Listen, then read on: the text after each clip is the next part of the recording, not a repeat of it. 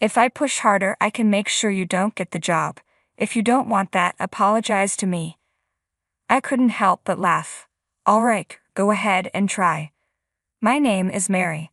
I'm navigating the challenges of being a new mom on my own, because my husband, who should be sharing this journey with me, is nowhere to be found." Looking back, I didn't fully grasp my husband's true nature until I became pregnant. He was my senior at work, 6 years older, a sharp and dedicated professional.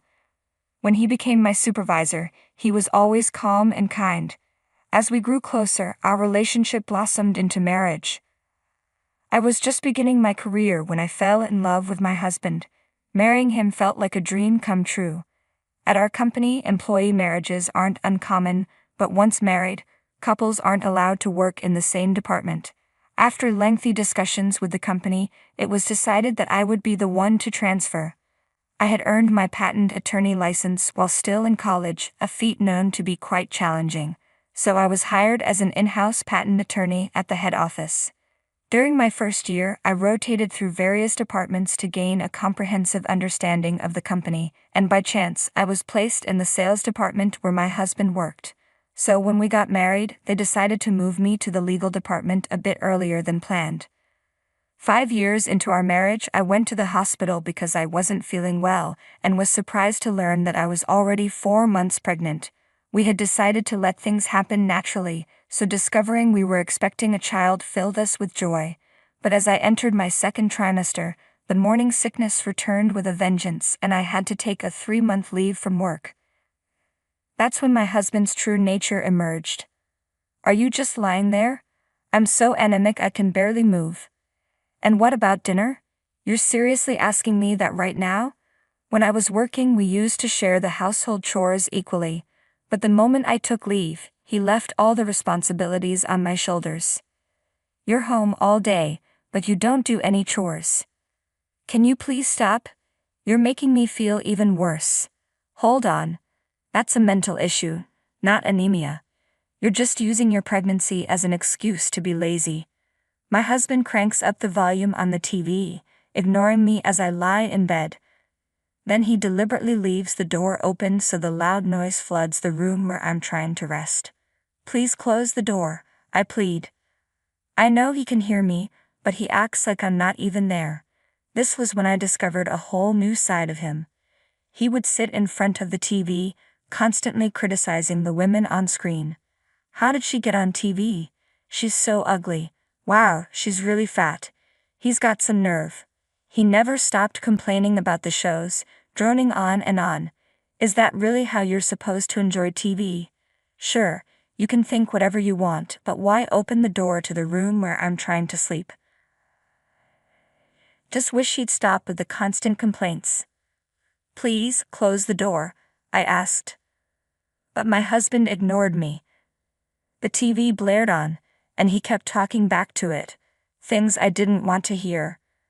I couldn't stand it any longer, so I got up, closed the door myself, and went back to bed, but he quickly opened it again. "Hey! Why did you open the door?" I snapped. He didn't respond and kept watching TV. Unable to tolerate it any longer, I decided to call my parents. My mother agreed to have me come home to rest and recover. The environment at my parents' house felt like a true sanctuary. They provided me with 3 nutritious meals a day, and the calm demeanor of my mother, father, and 2 younger sisters created a peaceful atmosphere. My sisters were the first to rush home from school to check on me, always asking how I was doing. Gradually my health improved and I was able to join the family for meals in the dining room. "Lunch is ready," my mother announced. "Thank you. May I turn on the TV?" I asked.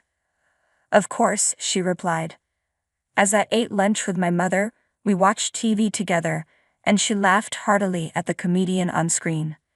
"This comedian is hilarious. Once the baby is born and things settle down, let's visit that shopping arcade," she said. Seeing her so relaxed and joyful brought tears to my eyes. My mother noticed and was startled when she saw me wiping my nose. "What's wrong? Are you feeling unwell?" she asked, concerned. "No, I'm fine," I replied. "Then what's the matter?" I'm not happy living with Nico, I admitted. Oh. Why is that? I confided in my mother about everything that had been happening. She listened intently and accepted my feelings without judgment. So he really does that on purpose. He opens the door to your room, even though it's loud, and then when you close it he just opens it again. And he's constantly complaining about the TV. I can't believe it, she said with a mix of surprise and concern. I used to laugh along with him when we watched TV together. That's the problem. You're right. With the baby on the way, I can't imagine him behaving like this around the child. Well, I think you need to have a serious talk with him. I don't want to see him anymore, I said firmly. Mary, you're going to be a mother now. You can't just cut him out of your life like that. You have a child to think about. You're right, I conceded. For the sake of my child, I decided I needed to have a serious conversation with my husband. Feeling much better, I took a 2-month leave of absence and returned to work. I went back to the house where I had lived with my husband. The rest of the house was immaculate and well maintained. He seemed to be managing well on his own, but the smell in the air was unpleasant. I wondered if it was just my heightened sense of smell during pregnancy. When I opened the door to my room, I was shocked. It was in a terrible state, almost like a dump. The smell was coming from this mess. It looked as though he had been eating in there. Unwashed dishes and garbage were strewn across the floor. Just then my husband came home. What, you're back? He asked, surprised. What's going on here? I demanded, looking at the state of my room. What do you mean, what's going on? He replied, feigning ignorance. My room. It's a complete mess. What happened? It's a consequence for neglecting your chores, not taking care of me, and running back to your parents. And you've gained weight. Don't get any heavier or I'll divorce you. You weren't like this before I got pregnant. Why the sudden change? I've always been like this. You just didn't notice.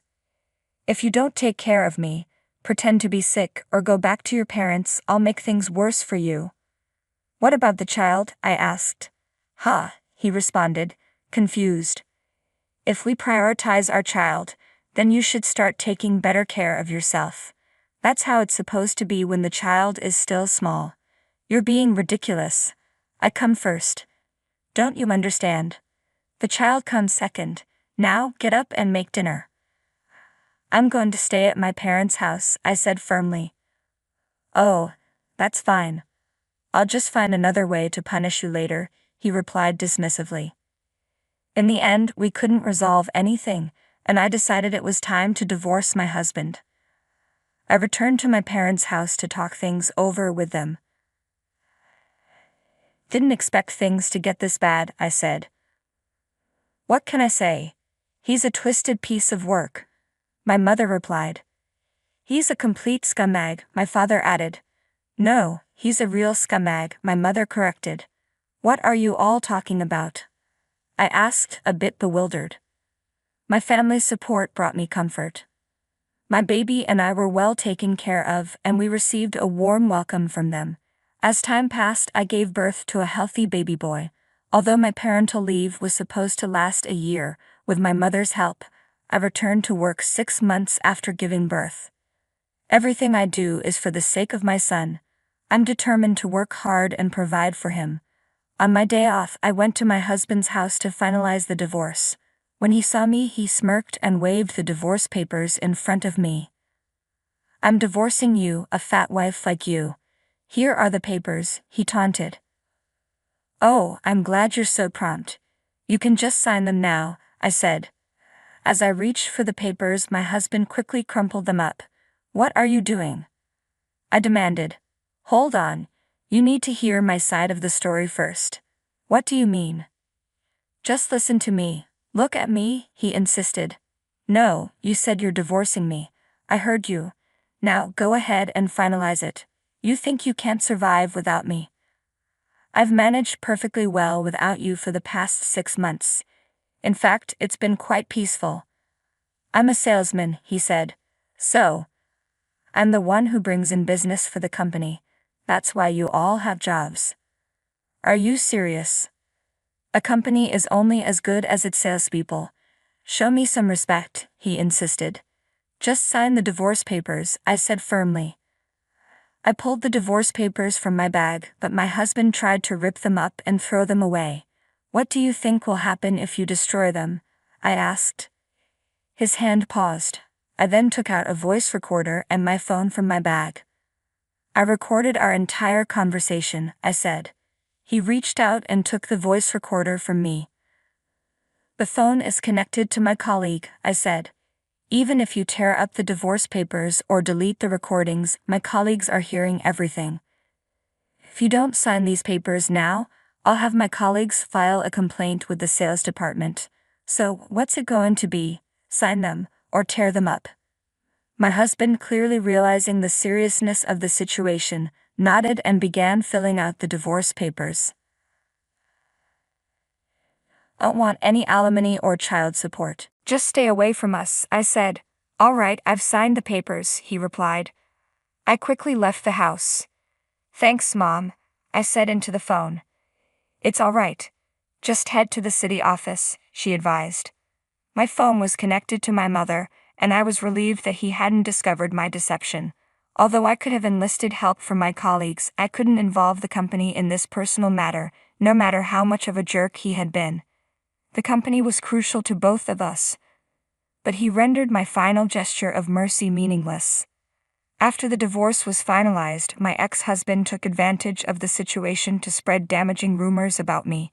He painted me as a terrible wife and a moral harasser, using every means to launch a negative campaign against me. Despite his attacks, I chose to remain silent and didn't engage with his accusations. They say a mother is a strong woman. For the sake of my child, I stood my ground despite the circumstances. I had done nothing wrong except be blind to my ex-husband's true nature. Unfortunately, sympathy for him began to surface among the sales department at the company. I was washing my cup in the hot water supply room when I heard my ex-husband's voice behind me. Hey. And around, puzzled. What? Why are you here? He asked, somewhat annoyed. I came to see you, I replied. Actually, you don't need to. You're in a lot of trouble right now. What do you mean? You're the one everyone's talking about. You're the bad guy now. I don't understand what you're saying. Just don't act so tough. You're the talk of the company. All right, I said, trying to process his words. My ex-husband probably thought I was feeling defeated, but I wasn't about to let him off the hook. I have work to do, so I'll be going now, I said, turning to leave. As I tried to exit the hot water supply room, my ex stepped into my path. That's what happens when you cross me, he said, his tone menacing. What exactly are you implying? I asked, not backing down. His irritation grew as he realized I wasn't reacting the way he expected. That's why you're getting a bad reputation around the company. And? You're in trouble, aren't you? No, not at all, I replied calmly. If I use my influence, I could even prevent you from getting a job.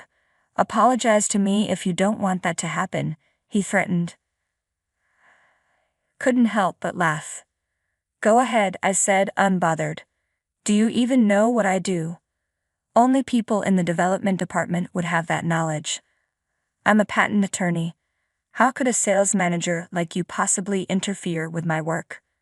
Our fields are completely unrelated. Are you suggesting you can influence a patent decision by talking to me? You'll never get anywhere with that approach. If you're applying for a patent, make sure you don't deal with me. Enraged, my ex-husband snatched my cup from my hand and raised it, ready to strike. I braced myself, quickly closing my eyes. That's enough. An unfamiliar voice interrupted. When I opened my eyes, I saw the general sales manager and the general manager restraining my ex-husband. I initially thought it was just a lover's spat, but this is quite unexpected, the general manager said. My ex-husband looked shocked at their sudden appearance. I'm sorry about the disturbance, the general sales manager said to me. Are you hurt? No. I'm fine, I replied. You were speaking so loudly that we could hear you all the way in the conference room, the general manager added. My ex-husband, stunned by the general manager's intervention, remained frozen in place. The general manager then escorted him away, and that was the last time I saw him, as he resigned shortly after. Adjacent to the hot water supply room where the confrontation took place was a conference room. This room hosted regular meetings attended by the general manager, the sales manager, the deputy general manager of the legal department, and department heads, along with top salespeople. During the meeting, my ex-husband's angry outburst was clearly audible. His public outburst and abusive behavior exposed his true nature. He had previously portrayed me as a moral harasser and a terrible wife, but the tables turned and he was revealed as a violent and power-hungry individual. His inability to handle the situation and the mercy I had shown him were ultimately destroyed by his own actions. In the end, he got exactly what he deserved. I no longer know what became of my ex-husband, nor do I care. I'm simply relieved to have him out of my life. Truth has a way of revealing itself eventually, and with him gone, the source of my stress has vanished. Now I'm determined to focus on my work and strive to be a mother my son can be proud of. Reflecting on it, I wonder what my ex-husband's true intentions were. It all seems so meaningless in hindsight. Nevertheless, I'm grateful that Mary is thriving.